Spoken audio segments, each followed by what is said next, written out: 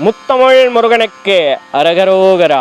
இன்னைக்கு இந்த காணொலி பதிவுல நம்ம என்ன பார்க்க போறோம்னா, அடியார் ஒருவருக்கு எழுந்த ஒரு சந்தேகத்திற்கு உண்டான பதில்களும் மேலும் ஒரு சில தகவல்களையும் தெரிந்து கொள்வோம். அன்பார்ந்த அடியார்களே, அடியாருக்கு எழுந்த சந்தேகம் என்னவென்றால், மாலை அணிந்து கொண்டு மயானத்திற்கு செல்லலாமா அல்லது கூடாதா என்று.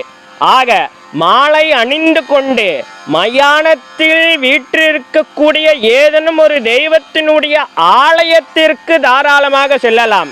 அதை தவிர சாதாரணமாக மாலை அணிந்து கொண்டு மயானத்திற்கு செல்லக்கூடாது என்பதை அடியார்கள் சிந்தையில் வைத்து கொள்ள வேண்டும். அடுத்ததாக மாலை அணிந்து கொண்டு ஈமைக்கிரியைகள் ஏதும் செய்யக்கூடாது என்பதையும் அடியார்கள் சிந்தையில் வைத்து கொள்ள வேண்டும். அடுத்ததாக மாலை அணிந்த அடியார்கள் மயானத்தில் வீற்றிருக்கக்கூடிய தெய்வத்தை தாராளமாக தரிசிக்கலாம், வழிபடலாம், எந்த ஒரு தவறும் இல்லை என்றும் சொல்லப்பட்டு வருகின்றது.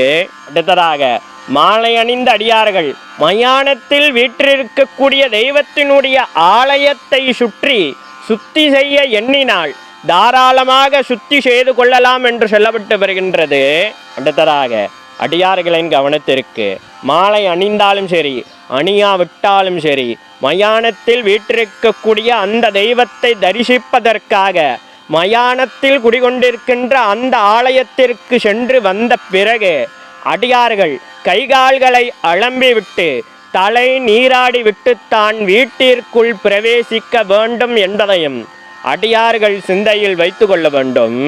மேலும் நாம் எந்த தெய்வத்திற்காக மாலை அணிந்து விரதத்தில் இருக்கின்றோமோ அந்த தெய்வத்திற்கு ஏற்புடைய தெய்வம்தான் அந்த மயானத்தில் வீற்றிருக்கின்றதா என்பதை தெரிந்து புரிந்து ஆராய்ந்து அதன் பிறகு அந்த ஆலயத்திற்கு செல்வதே அடியார்களுக்கு நன்மை தரும் என்பதால் அடியார்கள் இதை சிந்தையில் வைத்து கொண்டு செயல்பட்டால் அத்தனையும் நன்மையாக இறையருளால் அமையும் என்று சொல்லிக்கிட்டு மேலும் ஒரு இனிய பதிவுள்ள சந்திக்கின்றேன். இதுபோல ஆன்மீக சார்ந்த ஏதேனும் சந்தேகங்கள் இருந்தாலும் கூட தயங்காமல் கமெண்ட் பாக்ஸில் தெரிவிங்க. அப்படியே எனக்கு தெரிந்தால் கண்டிப்பாக உங்ககிட்ட காணொலி மூலமாக பயந்துக்கிறேன். நமது தமிழ் வேதம் 92 சேனல் இன்னும் சப்ஸ்கிரைப் பண்ணாத அடியார்கள் மறவாமல் சப்ஸ்கிரைப் பண்ணி பக்கத்தில் இருக்கிற பெல் பட்டன் அமைத்து ஆல் ஆப்ஷன் தந்தீங்கன்னா நாங்கள் பதிவு செய்கிற ஒவ்வொரு காணொலி பதிவும் உங்களை வந்து அடையும். மேலும் நமது தமிழ் வேதம் 92 சேனலில் நிறைய ஆன்மீக சார்ந்த காணொலி பதிவுகள் தொடர்ந்து பதிவேற்றம் செய்து கொண்டே இருக்கிறோம்.